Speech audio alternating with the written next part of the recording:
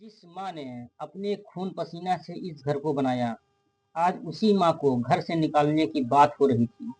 लेकिन किसी ने नहीं सोचा था कि एक बूढ़े पिता का लिया गया एक फैसला बेटे और बहू दोनों की जिंदगी हमेशा के लिए बदल देगी।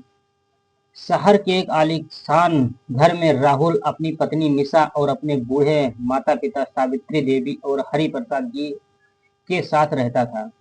बाहर सब कुछ परफेक्ट दिखता था, बड़ा घर, अच्छी नौकरी, खुशहाल जिंदगी, लेकिन सच में इससे बिल्कुल अलग था। उस घर में धीरे धीरे रिश्ते टूट रहे थे। राहुल सुबह जल्दी ऑफिस निकल जाता और देर रात थका हारा लौट कर घर आता। सारी जिम्मेदारी सावित्री देवी उठाती थी। उम्र ज्यादा हो चुकी थी, फिर भी रोज सुबह उठकर पूजा करती, झाड़ू पोछा करती और सबके लिए खाना बनाती। उनके लिए उनका परिवार ही उनकी दुनिया था। लेकिन उनकी बहू निशा को यह सब पसंद नहीं था। निशा पढ़ी लिखी, मॉडर्न और अपनी शर्तों पर जीने वाली लड़की थी।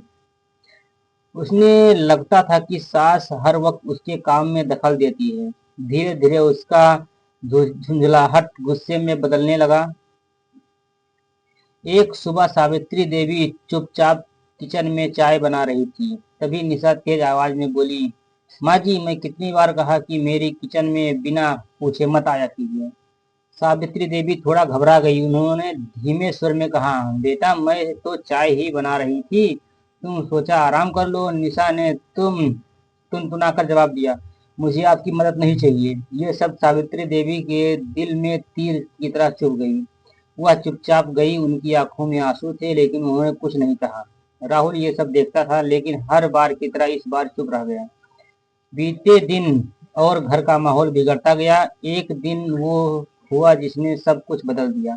शाम को राहुल ऑफिस लौटा ही था कि निशा गुस्से में उसके सामने खड़ी होकर, आज फैसला कर लो राहुल, या तो तुम्हारी माँ इस घर में रहेगी या मैं।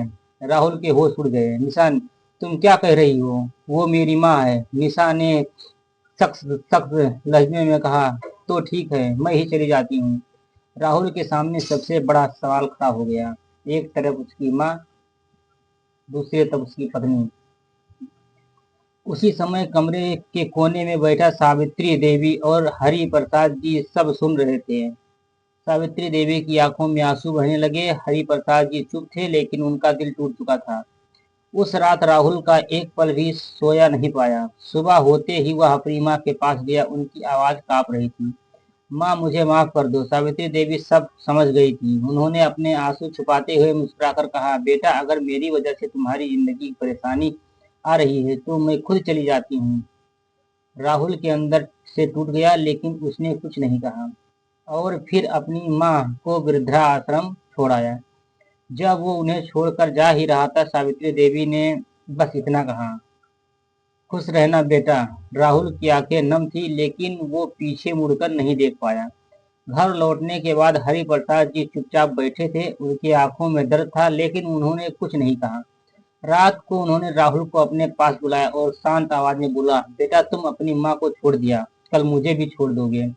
राहुल रो पड़ा, नहीं पापा, ऐसा मत करिए।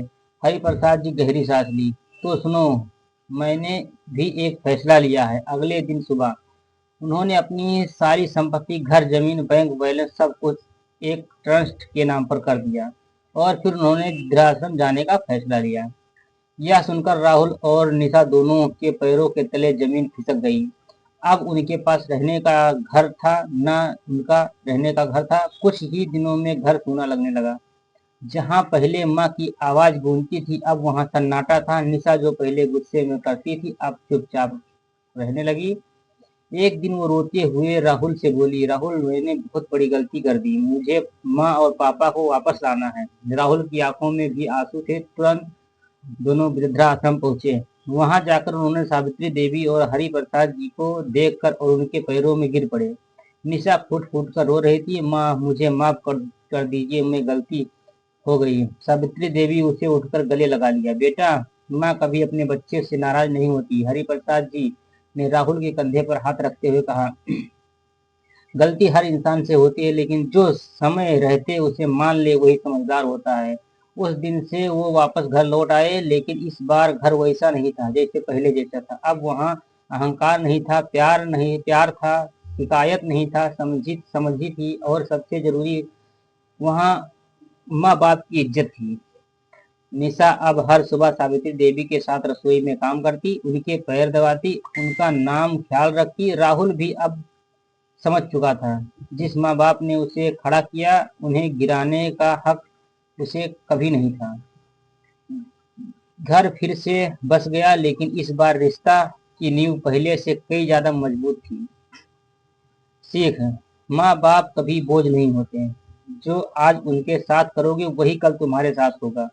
रिश्ते की कीमत तब समझ में आती है जब दूर चले जाते हैं। अगर आपको यह कहानी दिल छू गई होगी तो वीडियो को लाइक जरूर करिएगा, और ऐसे दिल छू लेने वाली कहानियां के लिए अपने चैनल अभी सब्सक्राइब करें, क्योंकि यहाँ हर कहानी दिल दिल से निकल कर आती है, दिल तक पहुँचती है। धन्यवाद।